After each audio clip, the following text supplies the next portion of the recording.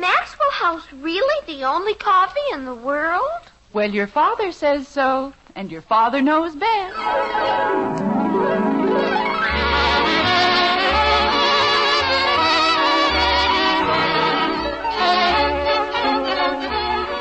Yes, it's Father Knows Best, transcribed in Hollywood, starring Robert Young as father. A half-hour visit with your neighbors, the Andersons. Brought to you by America's favorite coffee, Maxwell House. The coffee that's always good to the last drop.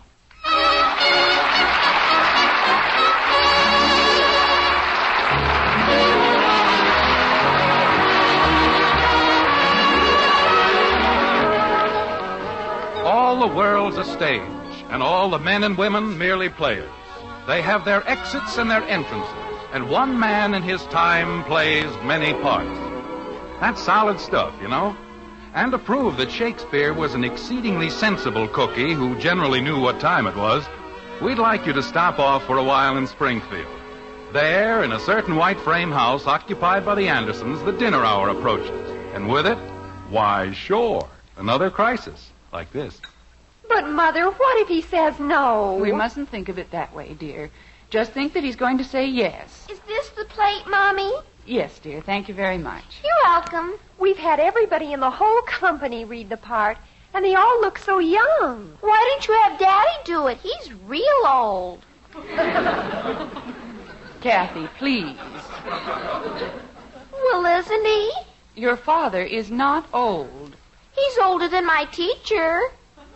Mother, if she keeps that up, he'll never do it. Your father will do it, Betty, I promise you. Now, we'll have Billy sit over here. Why can't he sit next to me? Darling, a guest sits on the hostess's right hand. He does? Yes, dear. How does she eat? Kathy. Well, if Billy's going to sit on Mommy's hand. Oh, stop it. Mom. We're in the dining room, Bud. Mom, Mr. Crandall said he didn't think 1 quart would be enough for 6 people, so I got 2 quarts. Oh, dear, we'll never be able to eat that much ice cream. Who won't?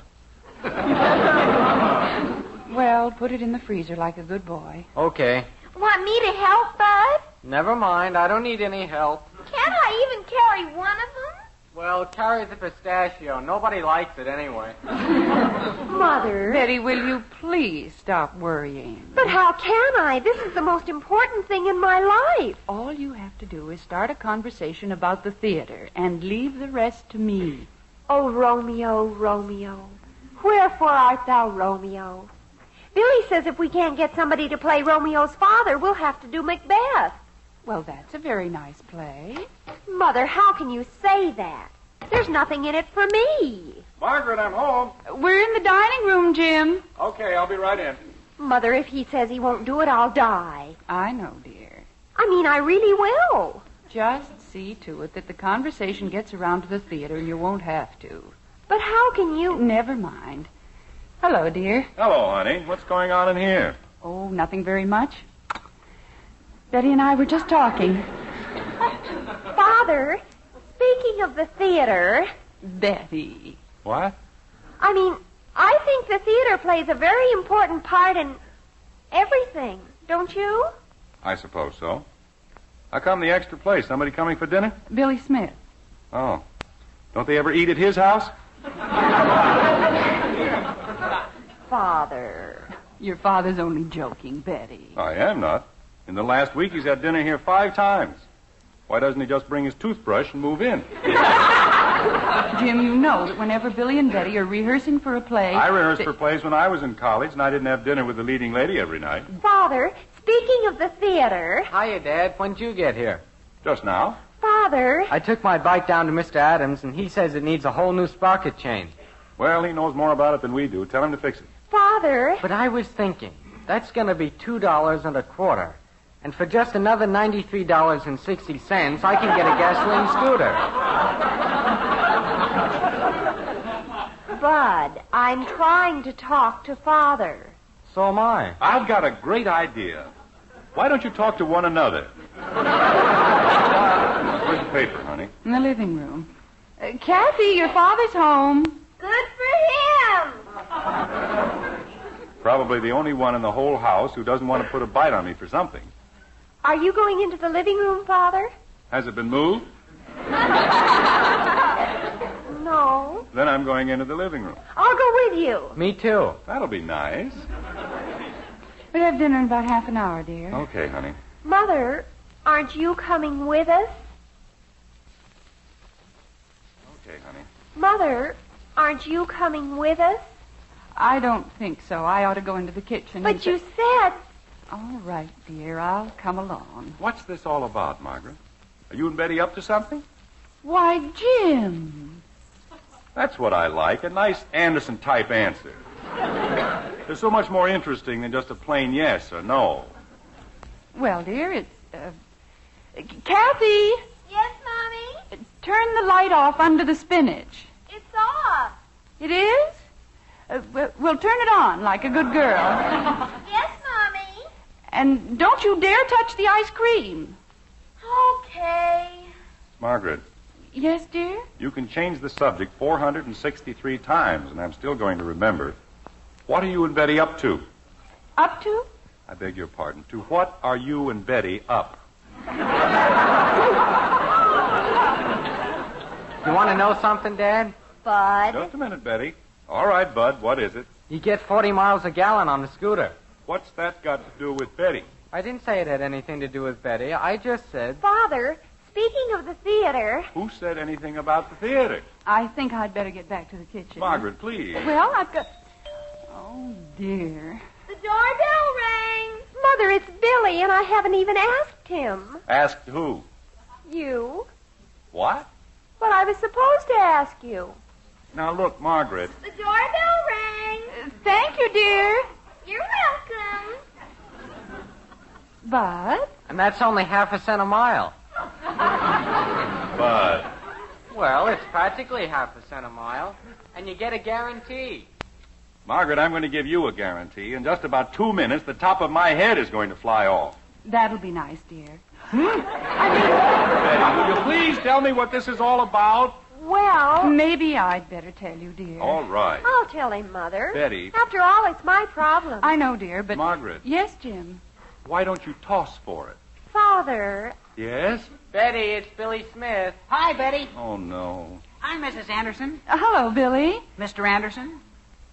Jim. Oh, hello, Billy. Sure is a nice night out tonight, isn't it? hello, Billy. Isn't it? It's a nicer night out than it is in, I'll tell you that. It is, huh? It certainly is. I guess that means you won't, huh? I won't what? Jim, please. Margaret, if you love me, please tell me what this is all about. You mean you haven't even told him? We've been trying to, but... Margaret. I'll tell you, dear. You see, Dad. Not now, Bud. Yes, Margaret. well, But I forgot to tell you something. It's unconditional. What is? The guarantee. Bud. And Mr. Adams said... Bud, Yes, Dad? go water the lawn. But there's snow all over it. Well, go water the snow. At night? Bud, why don't you go into the kitchen and keep Kathy company?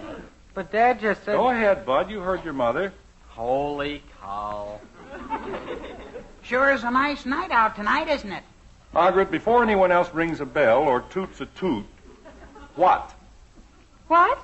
That's right, what? Oh, well, I told the children it was ridiculous, but they wouldn't listen to me. Mother! After all, your father hasn't done anything like that since he left school. Like what? But we could help him, Mrs. Anderson, and he'd pick it up in no time at all. I'd pick what up? Mother, you said you'd help us, and now you won't even ask. Betty. Darling, I know exactly what your father's going to say. Margaret. But you promised. Not 10 minutes ago, you promised. I know, dear, but... Hildegard. You said to leave the whole thing to you, right in the dining room, didn't you? Yes, dear, but... Genevieve. Jim, will you please stop interrupting? It's very rude. Sorry, dear. I guess I was just carried away. Father, will you? I do. I now pronounce you man and wife. Shall we dance? Father, please. This is the most important thing in my life. What is? For you to be in our play. Well, it certainly took you long enough to play. Me? You see, Betty, I told Margaret, just a minute, please. Betty, what play? Romeo and Juliet. It's the Springfield Little Theater, Mr. Anderson, and you'd be a sensation. I mean, you really would. Romeo and Juliet, huh? Say you'll do it, Father. Please say you will. Why, I haven't done anything like that since... Oh, I'm too old. But, Father, that's you. why... You see, Betty, I told you that's what he'd say, didn't I? No, Mother, you said... After all, when you haven't been on a stage for 25 years... 25? No such thing. It hasn't been over 20. I know, dear. Matter of fact, it's only 19. Jim Anderson, you certainly don't intend to go bouncing around a stage at your age. Well, of course I don't intend... What's the matter with my age? Well, nothing, dear. Some of the greatest actors of all time reached their heights at my age. Edwin Booth, John Barrymore, Sarah Bernhardt? Thank you, Sarah Bernhardt. Dear, this is a theater for young people. Mother, please. Margaret, there is a certain wisdom and understanding that comes with maturity. And that's what this part needs, maturity. And how? I might give a performance that... Well, actually, I'd only be doing it to help Betty. You mean you will? We'll be awfully grateful, Mr. Anderson. Well, when you put it like that, all right. Father! I'll do it. Oh, Father, I love you. Betty, stop it. You're getting lipstick all over me. I've never been so happy in my whole life. Fine. Now, if you don't mind, I'll go into the den and read my paper. Go ahead, dear. We'll call you when dinner's ready. Thank you. And you needn't look at me like that, Margaret. I've given my word, and it's all settled. All right, dear. Mother, why did you keep saying... Betty, not now. Tell me I'm too old. But soft, what light through yonder window breaks? She's just jealous because I didn't ask her to play Juliet, that's all. Never felt better in my life. Go up that balcony like a monkey on a string. At my age. It is the east, and Juliet is the sun. Arise, fair sun, and kill the envious moon, who is already sick and pale with grief, that thou her maid art far more fair than she. Be not her maid, that she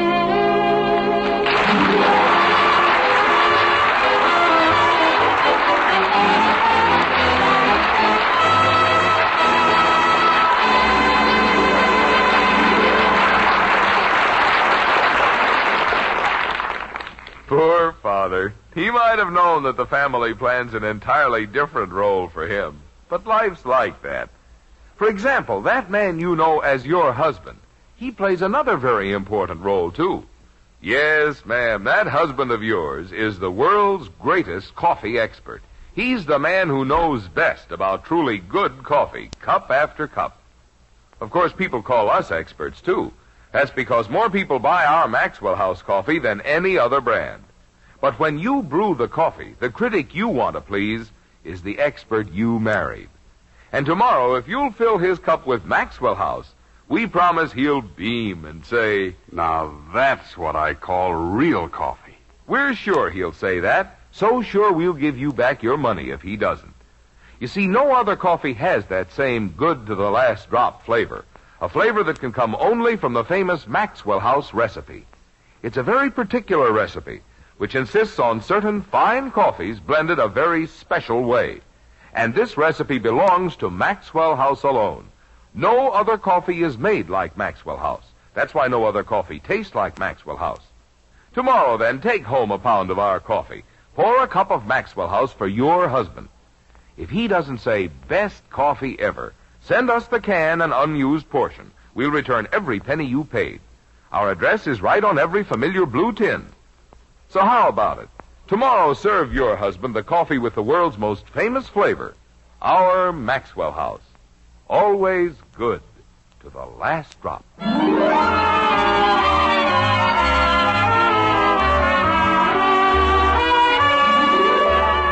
The dinner hour is past, and we can't think of a better time for a neat little quotation. To wit, after the storm comes a calm. Or is it, After a calm comes the storm.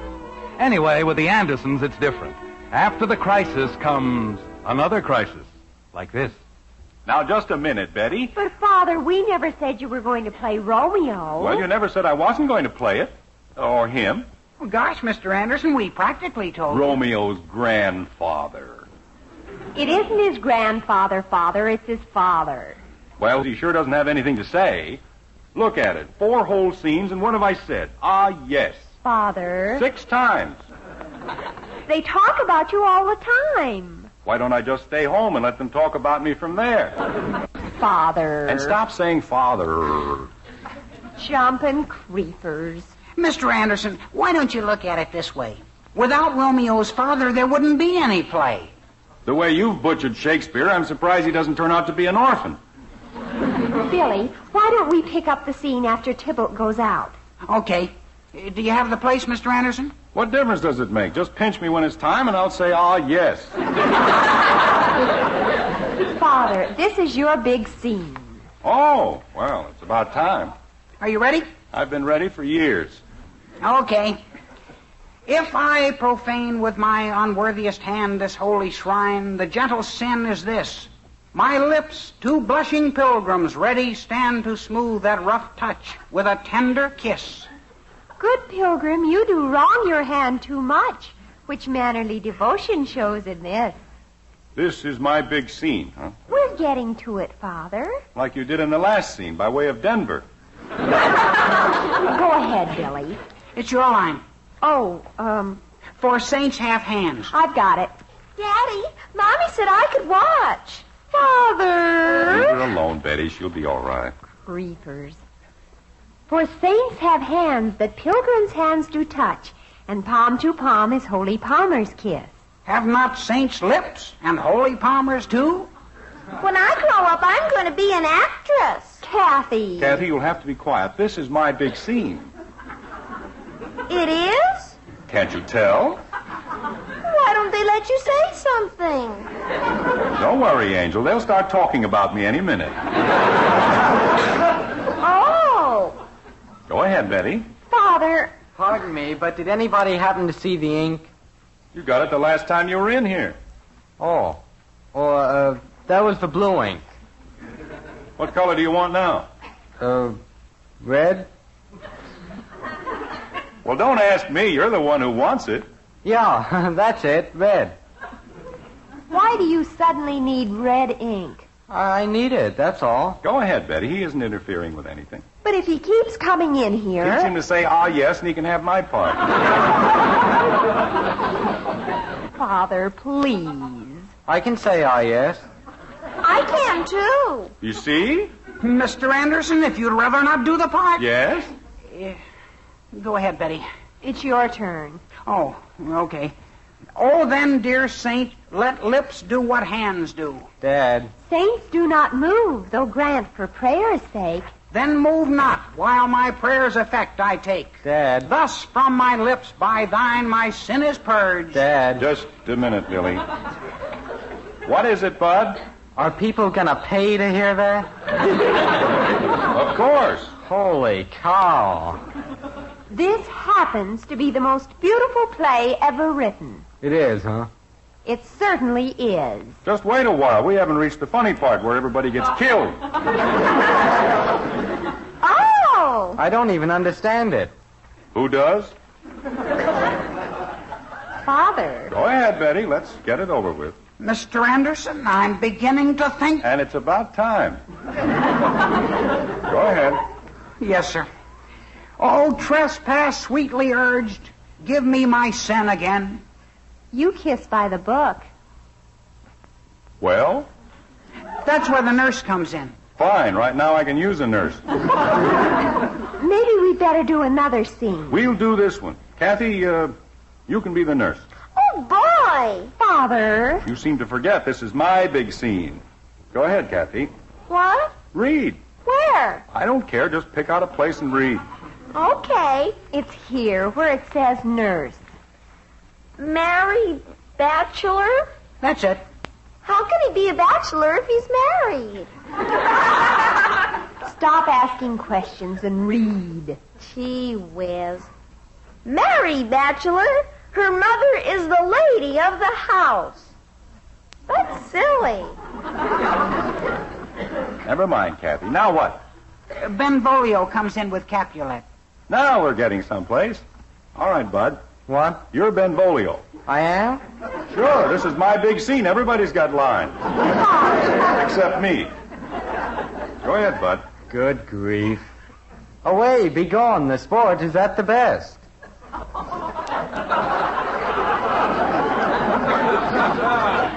What's so beautiful about that? Father, Yes, Betty? the next line is yours. No. Well, let's have your line again, Bud. Again? Please. Holy cow. Away, be gone. The sport is at the best. Ah, yes.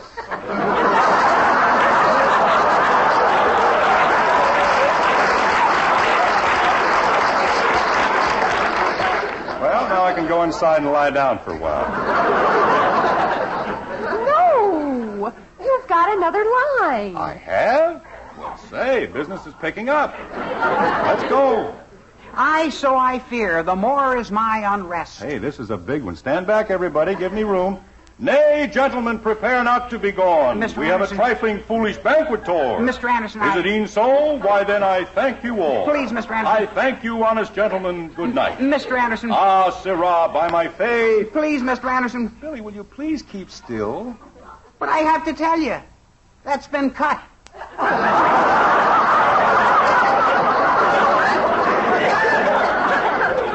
You cut my ah, sirrah, by my faith.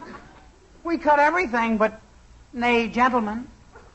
That's my big scene. Well, 2 lines. The play's awfully long, Mr. Anderson. Ah, yes, and nay, gentlemen. later on you say, by my troth.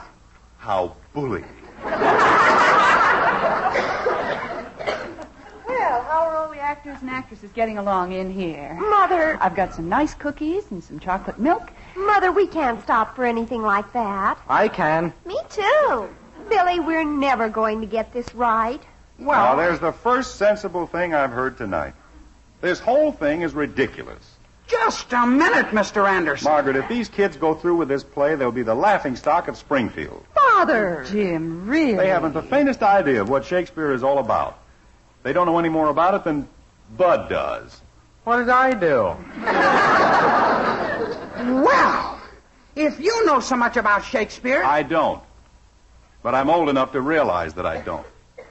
Betty, can't you see this is a foreign language to you and Billy? It's beautiful. If it's read properly, sure. But you've got to walk before you can run. You aren't doing Shakespeare, you're murdering it. Why don't you do something you understand, something we all understand? Like what? Well, something simple, something American. But there aren't any American things that are beautiful. What? Not like the balcony scene. Betty, I'll make a deal with you. I'm not an actor, I'm a businessman. A plain, ordinary insurance salesman. If I read you something American, the most American thing I know, and you agree that it's beautiful, will you do things my way? What if we think it's awful? I'll do Romeo and Juliet till the ah yeses pile 3 feet high. Billy? What can we lose? Go ahead, Mr. Anderson. Okay. Let's see, I had it right here on the... Oh, here we are. Now remember, I'm not an actor. I'm just reading words. But they're words we can all understand, especially in times like these. Are you ready? We're ready. All right. 7 years ago, our fathers brought forth on this continent a new nation, conceived in liberty and dedicated to the proposition that all men are created equal. Now we are engaged in a great civil war, testing whether that nation or any nation, so conceived and so dedicated, can long endure. We are met on a great battlefield of that war. We have come to dedicate a portion of that field as a final resting place for those who here gave their lives that that nation might live. It is altogether fitting and proper that we should do this. But in a larger sense, we cannot dedicate, we cannot consecrate, we cannot hallow this ground.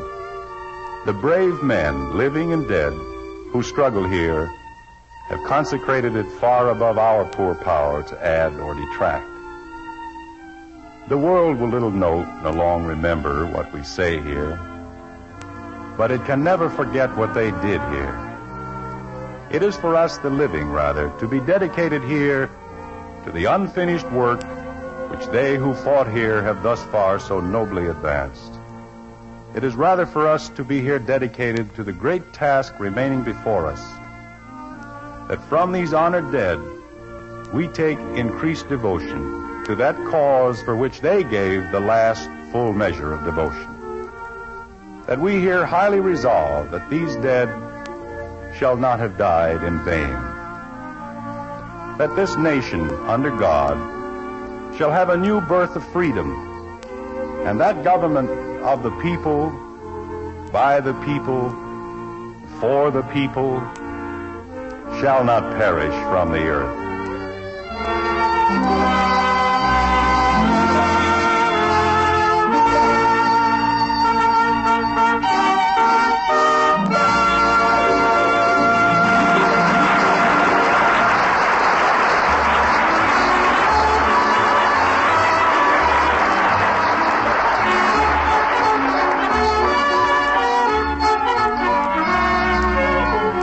When you go to your grocer's tomorrow or Saturday, you'll be looking for the one coffee that gives you the most in flavor for your money. And if you'll pick out that famous blue tin with the big white cup and drop, why, you'll be taking home coffee that's famous for flavor the world over, our Maxwell House coffee. Then serve a cup of wonderful Maxwell House to the world's greatest coffee expert, your husband. Yes, and when he smiles at you and says, "Best coffee ever," you'll know it's Maxwell House for the most in flavor. So start enjoying Maxwell House tomorrow. Then count all the truly good cups of coffee you get from that 1 pound. We're sure you'll agree. You do get more for your money, more value, more flavor with Maxwell House. Always good to the last drop.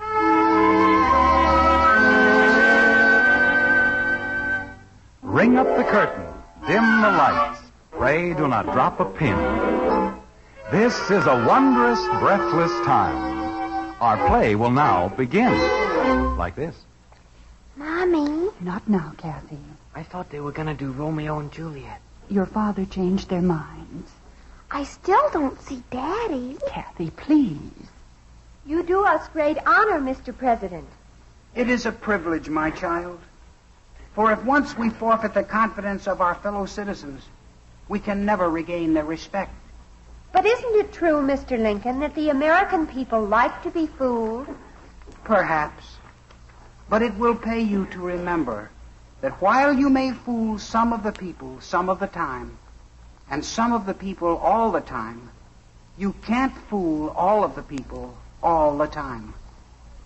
Do you agree with me, sir? Ah, yes!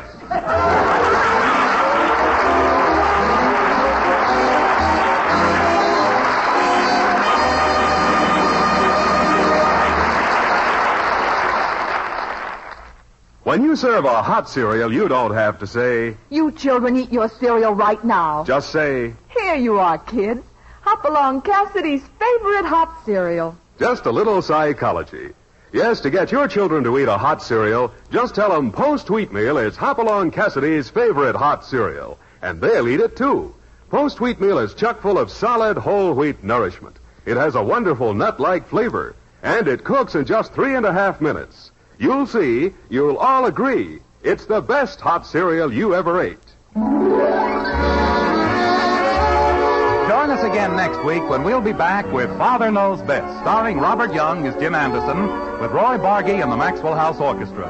In our cast were Rhoda Williams as Betty, June Whitley, Ted Donaldson, Norma Jean Nilsson, Sam Edwards, and yours truly, Bill Foreman. So until next Thursday, good night and good luck from the makers of Maxwell House, America's favorite brand of coffee. Always good to the last drop. Father Knows Best was transcribed in Hollywood and written by Ed James. Now stay tuned in for Dragnet, which follows immediately over most of these stations.